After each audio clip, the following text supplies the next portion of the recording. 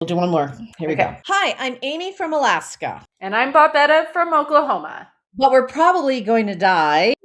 Here in California. I sure hope so. Welcome to our podcast, Beside Death Life, where we'll be discussing dealing with death, but from the vantage point of living. With a dash of humor, because why not? I mean, why not? Why not? Why not? So, speaking of how we ended episode 0. I'm saying I feel a little guilty, Babs. You don't want to make fun of suicide. I don't want people to think that I'm making light of suicide. God forbid. No, but that is what we are bringing into this podcast about death, dying, is that especially with some space and some time in our lives and so forth, you do end up finding some humor, not of the situation, just as a piece that has helped you live. Yeah, so many of us. You have to have that. You can't just have it be serious all the time. Yeah, I wish I remembered who it was on Instagram that had made a little post, and it was like something like, the dark humor that the death and loss in my life had given me is something that I don't ever want to be without. Oh, absolutely. Absolutely. Yeah. So some of my friends that have had tragedy in their life and have sad lives are still able to be some of the funniest people I know. And that's how I think it helps you survive. Cheers to Mom. Yeah. Cheers to Mom's mugs. Yeah. Good. I need some coffee. Well, this is actually Fiesta ware. My mom got me into it. This is a reproduction. She was very into the antique store, and I could talk about Fiesta ware all day long, but what about yours? I love Fiesta ware, and I like that color too. And so this is a mug that my mother used to drink from back in the day. It's very weird. I don't want to spill my coffee. It's like this, I don't know, like Japanese. Like little cutouts? Yeah, they're cutouts. It's like thick. And I think what it was is we lived in Alaska, and she used to put her hands around it, and thank you for helping me out with that one. Yeah. Thank you. So back to your mom. You have an interesting backstory on that, and there's so much. So do you have your schematic drawing? It's all up here. I think your grandmother, what was her name? The woman that raised you. Bobetta. She's right there with us always. Yeah. Yeah.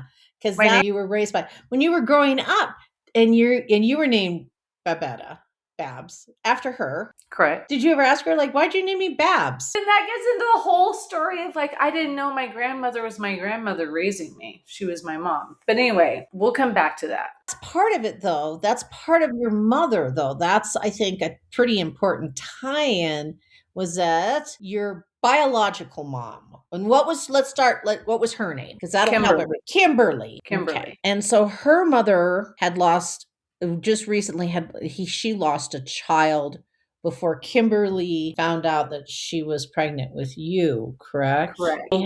Bobetta had 4 children, and the first was a boy, Kirk, and there was abuse from her husband. They got a divorce. At the age of 19, Kirk, who was married very young to this woman, was out at some barnyard hoopla, had a lot to drink. They got in an argument, and he left against, everyone's wishes, and drove off the bridge across the Cimarron River out in Crescent, Oklahoma. And to this day, and I don't have anybody left alive to ask, nobody ever said, yes, he for certain drove off the bridge, because nobody knows. So some speculate that he was drunk and or tired. He was driving from what we called our house in the country to our house in the city, and it was a drive. It was a couple hours. Or whether he fell asleep and drove off the bridge. So that's happening, and Kimberly is 16 at the time, getting ready to turn 17. That's his younger sister. Yes, that's the next child down. So there's Kirk, Kim, Kelly, Jennifer. She hides the pregnancy for a few months. It's around Christmas time, and Bobetta notices the physical changes in Kimberly. Yes, I'm pregnant. And Kimberly's like, but I don't want the baby. I want an abortion. And Bobetta says, well, I think it's a little late. It was 1979.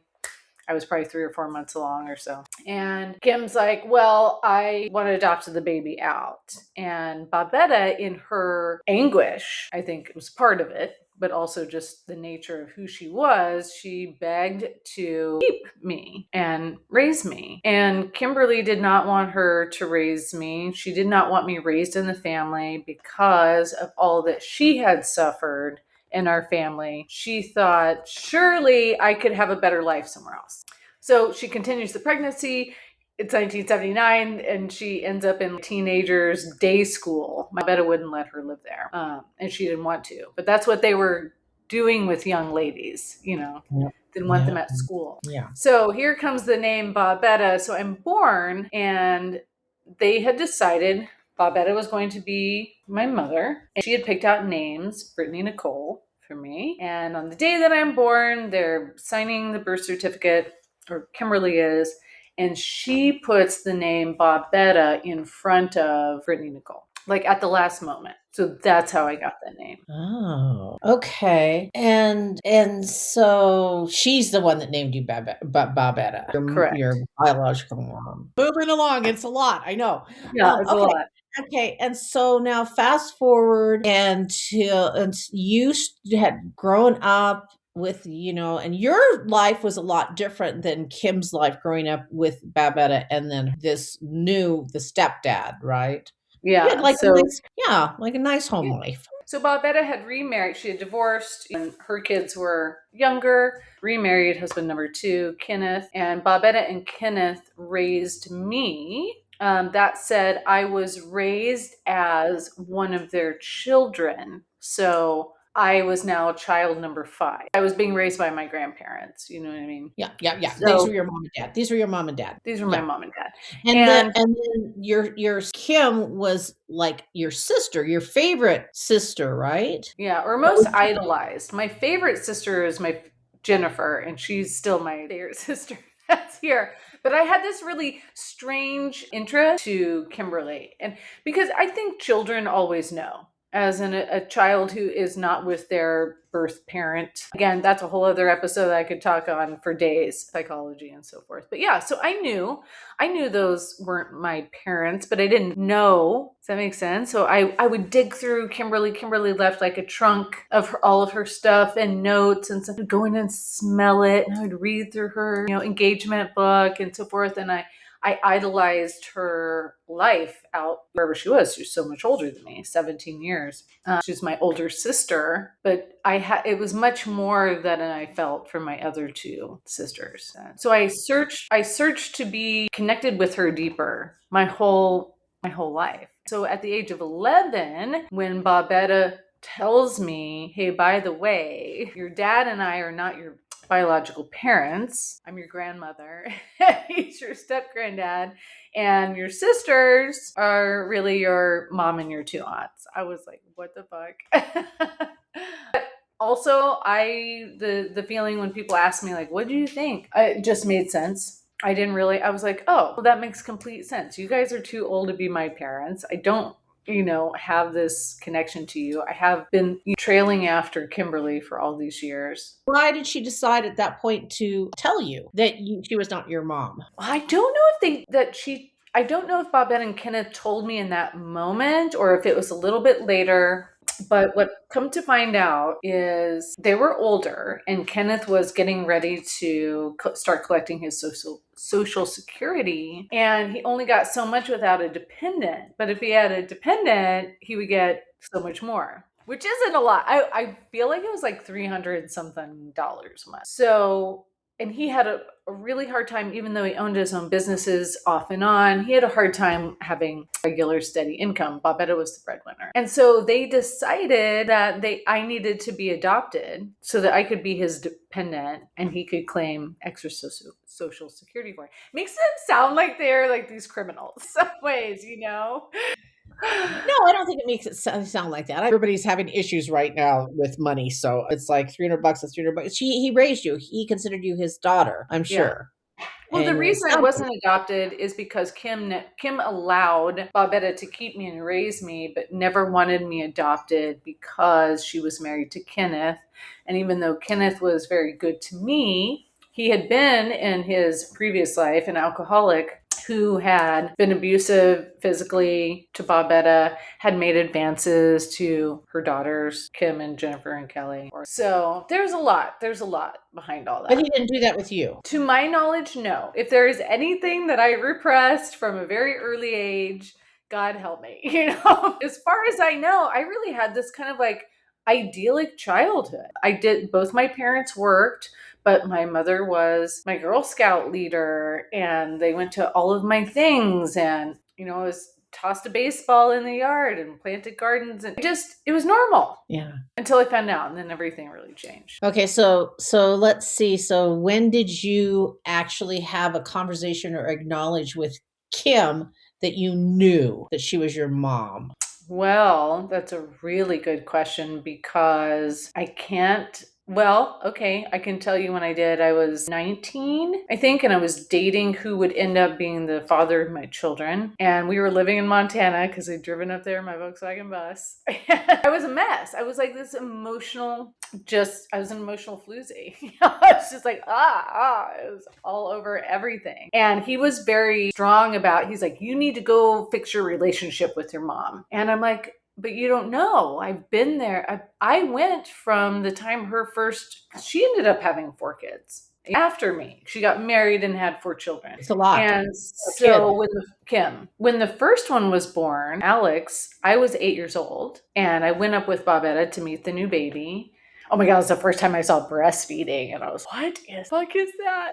Yeah, it's weird. Yeah, so I remember that too. Yeah, weird. Okay. So by the next summer, now I was raised by Bobetta, who was a business owner and my Girl Scout leader. Like I was taught to be very self-sufficient and be able to handle everything. By the next summer, I was booking my own my airplane ticket as a 9-year-old to go spend a month with my sister, her new baby, so I could be of help to her. That time I didn't know, right? So 2 summers or 3, I go there to be with her and her new baby and then the next baby as her sister. And then after I'm told that my whole life is a lie, I am told to keep it a secret. So the next summer that I go spend with her, I'm still her sister. I'm like 12 maybe, and I'm the aunt to her children. The whole family who already knew my whole life.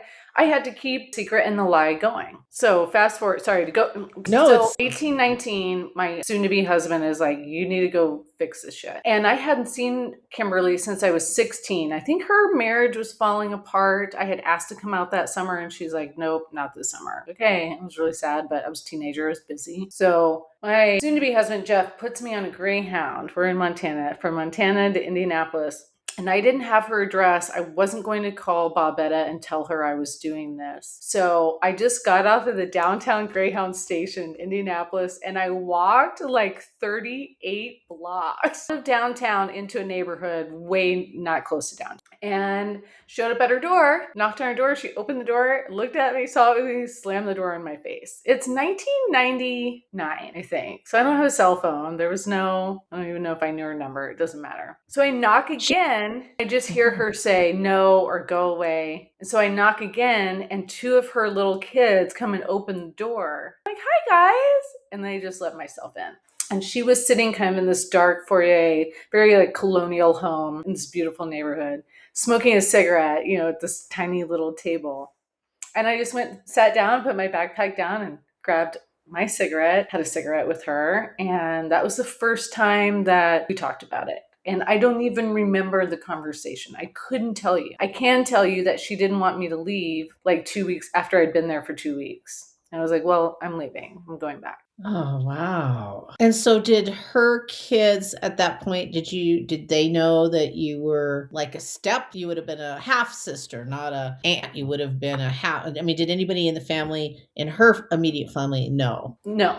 And I was still supposed to keep it a secret at that point too. Okay. And you did. And you kept it a secret at that point.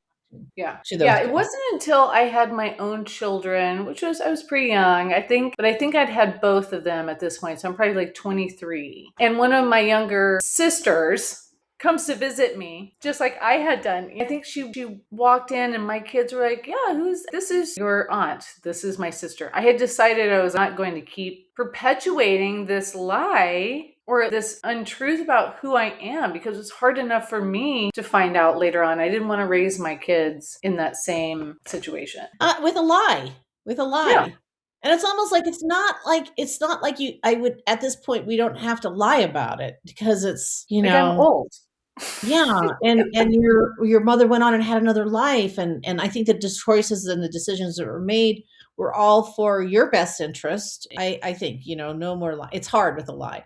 Okay, so how did Kim feel about that, and when she found out that you told her the truth? Oh, she raged. She raged. Not pretty. Like getting in trouble as a, 20 something with my own two kids. Yeah. But Yeah. whatever. So we continued to have like a estranged relationship. She finally moved back to Oklahoma. She got a divorce, took her 4 kids back to Oklahoma. She actually moved to back to Oklahoma for the first time when I left with my firstborn at like 21. So we were strangers in the night in the hallway. It was very, surreal in that way. So I missed her my whole life. And there were some moments, let's say that, over the next decade where we have some closer relationship moments, not mother-daughter though, not at all. It's still like my sister. Does that make sense? There's no. Yeah, well, that's how you were in your brain. Yeah. That's how it was. Yeah. Yeah. And her kids, even though the older ones knew, the little ones didn't know. So anyway, fast forward to about the year before she took her life, she kind of started reaching out to me quite a bit, a lot through email. In fact, I have them all saved. I have just like email after email, sometimes 3-4 times a day, of links to music and YouTube, or she started doing a lot of writing, and she's very intelligent and knows a lot. Her interest is really in history, and she would write Fancy Lady in Europe and these fantastical stories. And so she was sending me a lot of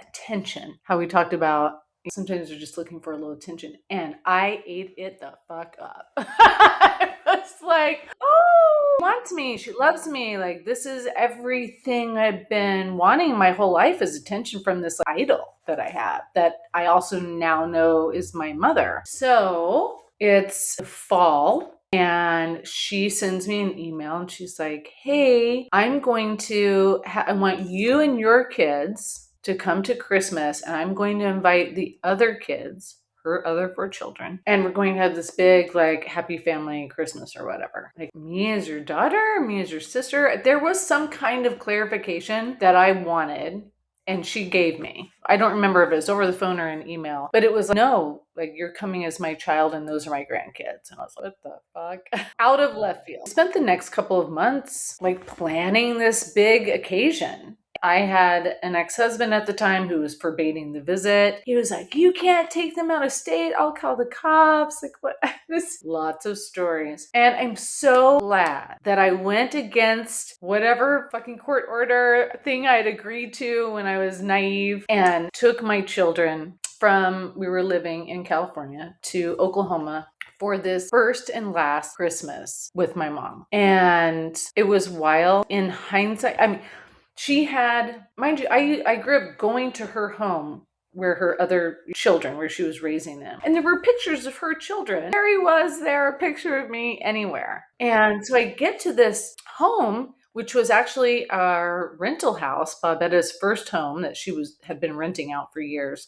She was allowing Kimberly to stay there rent-free. And oh my God, just a couple years prior to that, the reason her kids were coming from their dad's house is because Kim gave her children she had them 100% custody. She gave them back to her ex-husband because he had whittled down his child support so much over the years that it was nearly nothing. She had been a stay-at-home mom. She'd had some part-time jobs, but they were also going to fancy private school. Not only did she not have it financially, but I think mentally this had all really taken a toll on her. So it was a rental house, and you went in, and she had, for the first time, there were pictures of me. Yeah, pictures of me. There are pictures of me all over this house, like from different ages. Little girl, baby, pictures probably that Bobetta had sent her over the years, school pictures and stuff, mixed in with her other kids. It was like bizarre. It was very strange. Because she had never And had any, and she had never had a picture of you. She never had like a family with your whole family or anything. no, And you would, God, no, no, no. I was like shame piece. Don't frame your shame piece, but true that, true that. If it was like a yeah. family picture or something, but yeah. So that is really strange. And so the kids came in, your kids came in, and they're probably like, oh, they felt very at home, I'm sure, or whatever, grandma's house. Yeah, and Yeah. they didn't know her as grandma. In fact, they had met her a couple of times because I was living in California, not Oklahoma. Remember, we crossed paths in the night. So my kids didn't really know her all that much. So it was kind of easy to be like, hey, we're going to my mom's house, grandma's house. Remember, I told you my mom. And they were young. So it wasn't that big of a deal. Anyway, there were a lot of things that happened over these 2 weeks that I'm there that were strange, like that, like the pictures. Strange in as much as I wasn't sure if Kimberly was being real with me or if there was some kind of hidden agenda. That's a wrap on Christmas. It's whatever you think of Christmas with the family, right? It was great. It was wonderful. Her kids leave, me and my kids leave. Bye, see you later. And keep in touch, afterward. But all of a sudden, Kimberly starts yakking in my ear about Bobetta wanting her to pay rent on this rent house. They had made some kind of deal. Like Bobetta was like, Kim, you can live in this house for 6 months free, and then I need you at least start paying something like utilities or whatever. So anyway, Kim's doing that over here. And then Bobetta's calling me and she's like, Kimberly, da da da. And I had to tell both of them. I'm like, hi, again, right? Like now I'm 35 or whatever. I'm like, I'm not in the middle. I'm not the buoy. It's like divorced parents, right? Talking through this kid. And I just said, I'm not doing it. So did your mom ever have a conversation with you about suicide? I guess probably not, because it wasn't like you were that close. It would be random if she had talked to you about suicide. She did. And it was after this Christmas thing. So maybe February, March, something like that. I don't know. In Southern California, it's always 75 and sunny. I have no idea what the fuck the year it is. After Christmas. We were just having a phone call. And she said, I cannot tell you because I cannot remember what the exact verbiage was. But she said something about suicide. And I said, well, Kim, maybe we need to go talk to somebody about that. Are you talking to a therapist? Some kind of what you would say to most people. And she got upset with me. I don't need you to be my mother. I'm the adult here. She felt like I was out of line being the child and having something to say about it. And then she said, I'm not actually going to do that. I would never do that. I would never leave my children. And honestly, I kind of accepted that and took that at face value. I think I shared it with my sister, Jennifer. But Jennifer and Kimberly were estranged because Kim had decided that Jennifer was an awful person and she stopped talking to her. Kim was doing what many people do before suicide is they start making the circle really small. They start cutting off relationships so that they're isolated, so they're not having input and so forth. And I do believe that's what she was doing. It very much, in hindsight, looked exactly. She was estranged from Bobetta. She had been that whole situation with the rent house. Anyway, I talked to Jennifer about it, but she and Jennifer weren't talking. So nothing happens. Nobody calls anybody. Nobody goes over. I'm in California. Nobody goes over to her house in Oklahoma. And another month passes by. It's got to be April now. And I'm on a beach and she calls me. And Kimberly calls me, she's yelling at me. Kim, I'm going to have to call you back when I get home. I'm at the beach with some friends and their kids. And she's like, whatever, hangs up. I try to reach out to her. I don't get her. It turns into a month of some really weird phone and email situation and hearing from still Bobette and Kimberly about what they're doing. Well, apparently Bobette is married. Husband number 3, another great story of murder and mayhem in the Grand Ole, Oklahoma. And he has influence over her about what she's doing with her properties and so forth. So at this point, Bobetta and husband number 3 are kicking Kimberly out of the rent house because she's refusing. I have tried to get her a housing situation with one of my cousins, figure out how to get her into an apartment or something. She has a lot of pride, this woman. She was very much, she dressed like the Kennedys. She kept her house like the Kennedys. Like the children were dressed also in Sound of Music drapes that she fucking made, their outfits to the nines. So her moving into an apartment wasn't going to happen for her.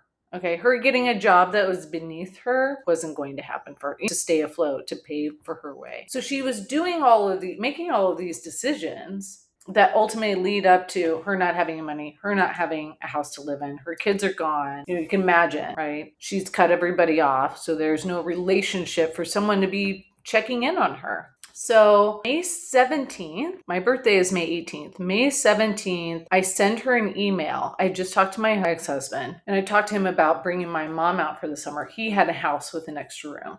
And so I sent her an email and I said, hey, how about I just come get you for the summer at least? You don't have to work. You can just be in sunny, beautiful Southern California, go to the beach with me, hang out with the kids, whatever. And I don't hear from her. But the next morning, May 18th on my birthday, I get a phone call. It's right before, it's as we're getting kids ready for school and everything. And she calls and she's screaming. Okay, Kim, I can't understand. Like, what are you saying? And she says, what do you mean come out and stay there with you? I wouldn't get caught up in between you and Jeff and Jennifer and da-da-da, whatever. And I was like, okay, Kim. And she's like, and what's this? And I'm like, I don't know what you're talking about. She goes, did you get my email? She's screaming, did you get my email? No, I haven't. I open up the email while I'm on the phone with her. And she had sent a photo of an eviction notice by the court on her door. Eviction notice from her mother, court-ordered eviction notice, stamped with my birth date on her door. And I'm like, I don't bring up to her on the phone that it's my birthday. She knows it's my fucking birthday. She's just continuing to yell and scream. And I said, I've got to get the kids to school right now. I'm going to have to call you back. And that's the last time I ever talked to her. So I try to call. She never answers. Sometime in June.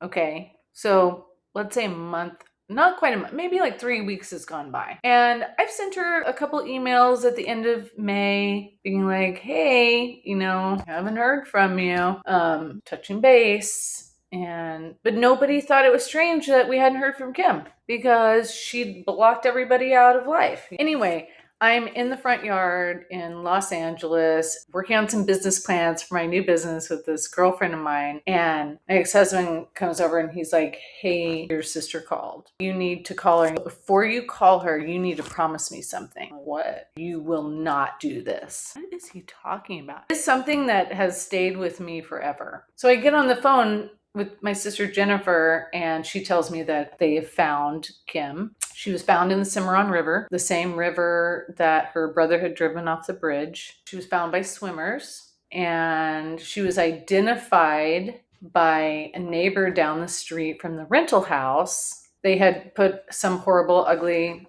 scary, disgusting sketch of a woman that had been in the water.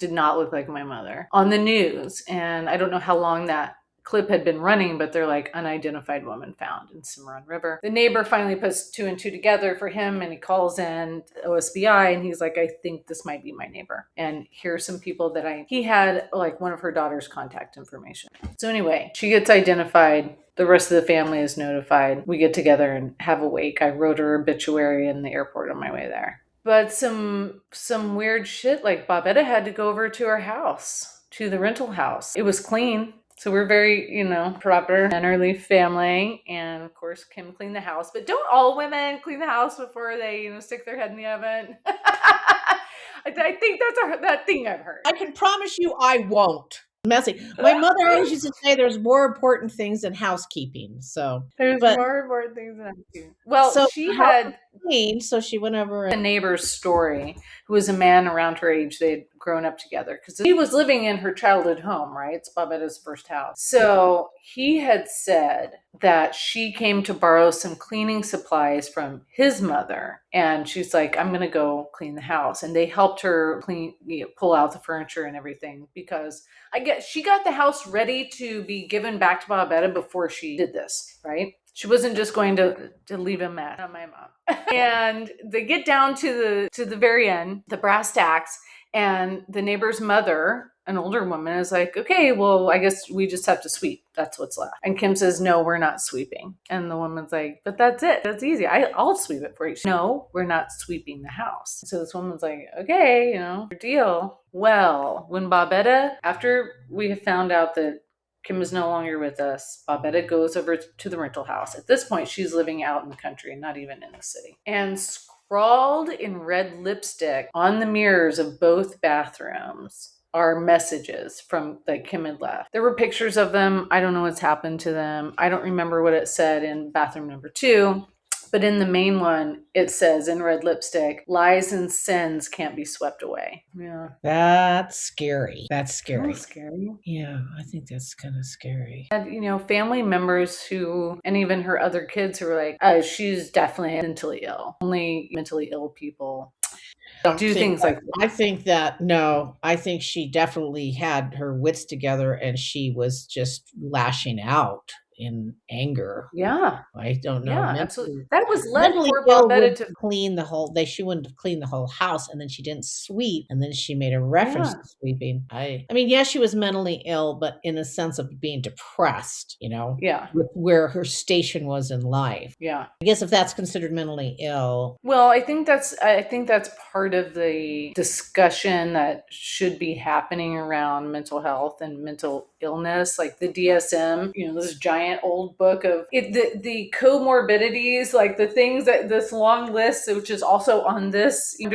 it's such a mess. But I have a belief that unless you have some type of severe chemical imbalance or other situations that make you not able to live what we would consider a normal life, I feel like our mental health, when it is in that kind of direction of depression and so forth, really is more about our traumas in our life, especially in childhood. I think childhood is and so if those things get denied, like she was physically abused and so were her siblings. And Bobetta, even though she divorced, the abuser, their dad, she never validated that. Like they would bring it up and she's like, I don't know what you're talking about. So she had unvalidated childhood trauma denial, right? That even happened. And I think then you start going through your own traumas as you grow up, right?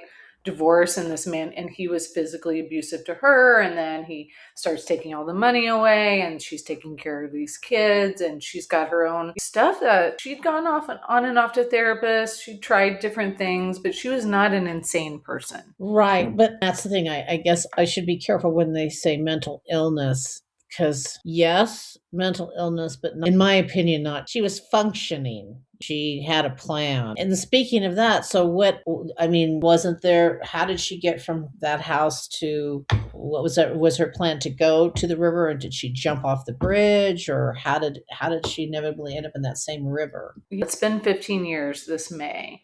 So I don't recall what the OSBI agent told us as far as why they knew this information, but somehow they knew that she had sat down at the riverbank at that bridge. Maybe there were some of her things that were found. From there, she took a bottle of Xanax, and they could not tell us whether or not she died from an overdose, or there was also a huge Oklahoma thunderstorm that night that came. And what happens with rivers is the rivers rise and they rush, or if she had drowned. So she could have passed out from taking the Xanax and died in sleep. But definitely the intent was there, and they know that she was at that bridge. Wow. And was her mom still alive? Babetta? Her mom? At that time she was, yeah. Oh my gosh. Yeah, that was brutal. Oh my God. Because I'm sure Bobetta felt the weight of, as I think each of us did, our own guilt in the story. Like me going, why didn't I take her mentioning suicide months ago with more action? Or why were my last words with her?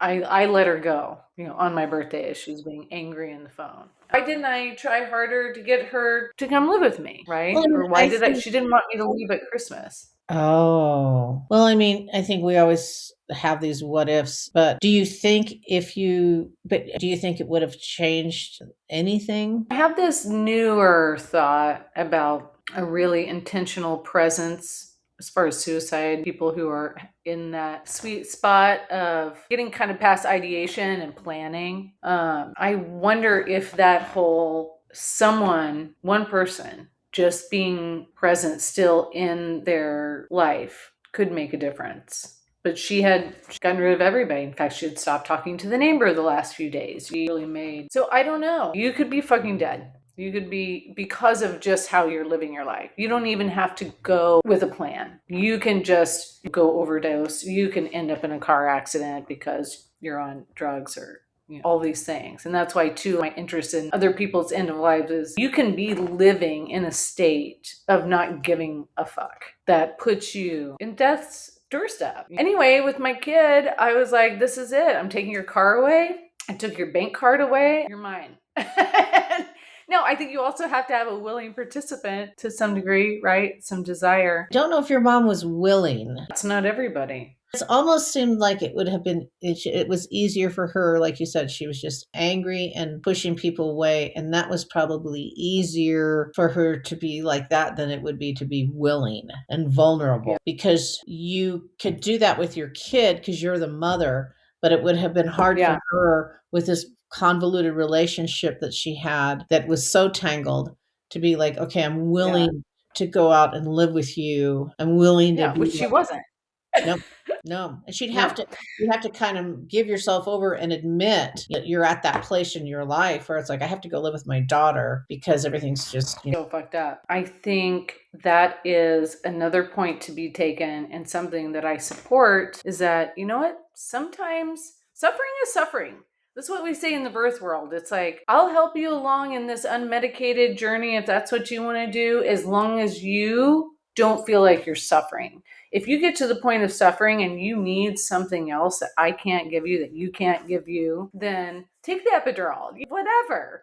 And I think it's the same way in the death world. They do have things that you can take toward the end, so you aren't suffering. People suffer not just physically with terminal illness or death and birth. People have mental and emotional suffering has gotten to the point where none of the medication is working. They've tried all the antidepressants. They've tried all the things. And at this point now, we're just dealing with a person who continues to suffer, and to suffer how long and at what point. So there's a lot of me that understands that my mom made a choice. Was it the one that I was really rooting for? No, I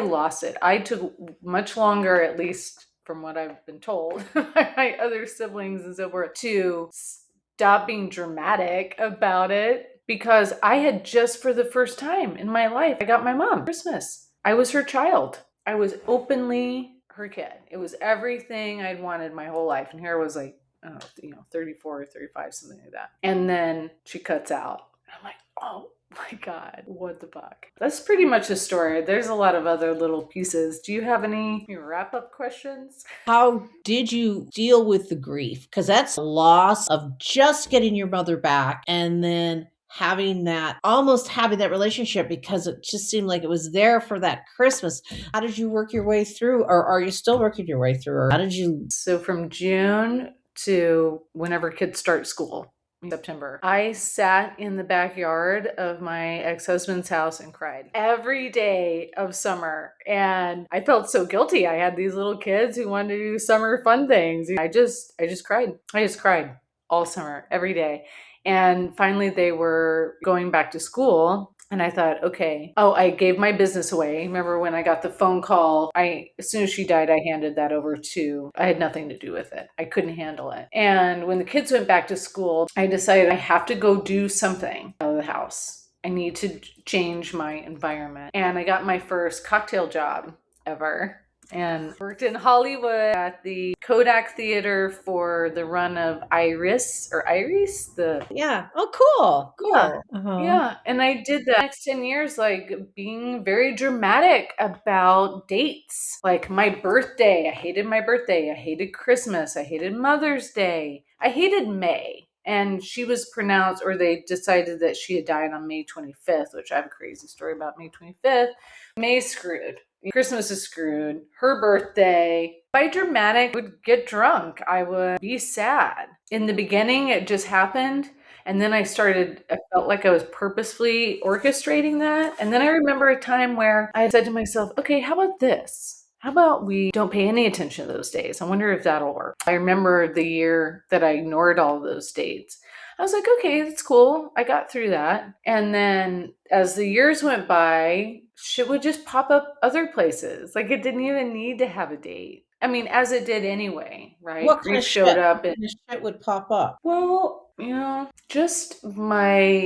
just kind of being alone with the fact that the story of her suiciding, whatever, however the conversation would happen, it wasn't, oh, my mom was really strong and she struggled through cancer and she finally died. I didn't have that story. Not only that, but then when I tried to tell the story, I was like, my mom, I mean, Bobetta, but Barbetta, I mean, not Barbetta. Barbetta's my grandmother. She's my sister. And so I had this I didn't even understand who she was to me. And I felt sometimes guilty for saying that it was my mom and leaving Barbetta out. So I didn't talk to Barbetta for a year and a half because I blamed her. There was a lot of stuff that transpired, but it took me a decade, a solid decade, to stop making decisions that were really emotionally fueled by my pain, because it just wasn't her death. It was like a repeat abandonment by her after accepting me again. It was all the childhood stuff. That's what I'm talking about, like childhood trauma. Like I could be a crazy person right now. I'm a tiny bit crazy, but not like full blown. Is there anything that you did or how? I mean, so you said you cried for those first couple of months, but is it just time? Was it like it took 10 years? It just took enough time to have perspective and be able to get used to the pain? Or were there, you said you went and talked to somebody. Did you go talk to about? Yeah, I remember going to I picked out this very expensive psychotherapist because I had tried some other lower end therapy. Yeah, yeah. It's like I'm dating. like, It's this like isn't dating. working. Yeah. And I'm sitting on his sofa telling him my tragic story. He lets me tell it. And he's like, well, sounds like you got it figured out. Like you see that you're aware that you know all this stuff. So what do you want to do about it? Well, I think it's blocking my success in life and my understanding or not just understanding, but having a worthiness in life.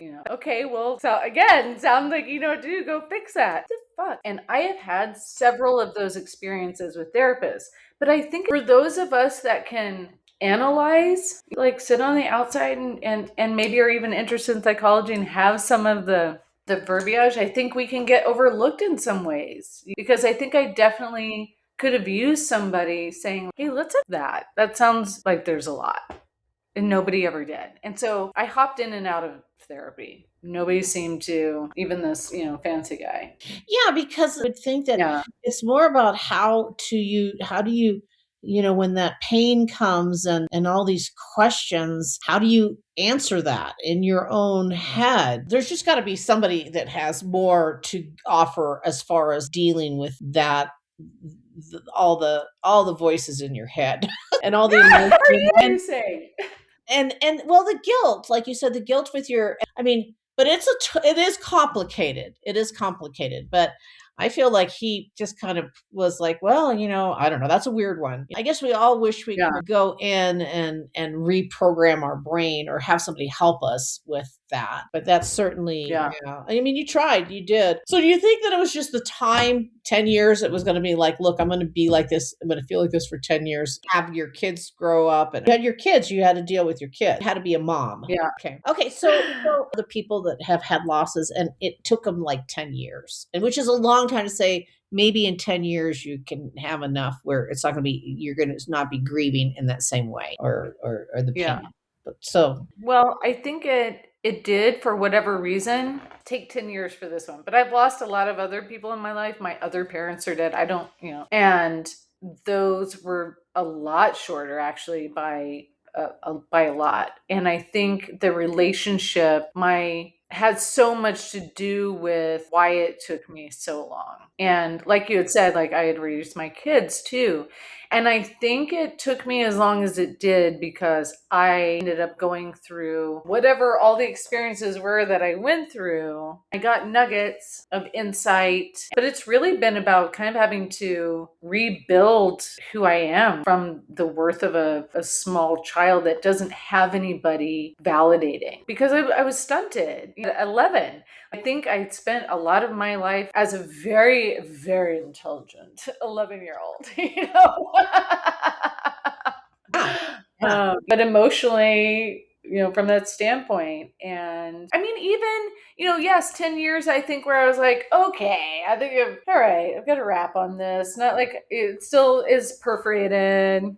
There's still like air holes, but I don't feel like I used to. But even this, Just a really, you can't write it. If you put that in a soap opera, people wouldn't, I mean, it's just an unbelievable story. And thank you for letting us in on it. Cause it's like, people have these, you can't even begin to, it's hard to believe. I think you've done such a good job with your kids being a good mom. So through it aw, all, you've kind of come through and for whatever reason, you have that you're going to be a good mom. Not that it's like, I'm going to be a good mom, but you've ended up being a very good, strong mom. And there's that. There is that. thank you. Yeah. Yeah. You're welcome. So, Yeah. Yeah. yeah, I appreciate you wanting to hear it again. It's even more the second time. It's even more because I'm kind of waiting for the parts too that I know about. It's just unbelievable. Yeah. All right. Well, so next time. I think you're next. Oh boy, it won't be nearly as interesting as that, but it will be talking about hospice houses. Woohoo! Hospice houses, and I'm gonna give you my take on hospice houses if you've ever been curious about going into hospice care. I think.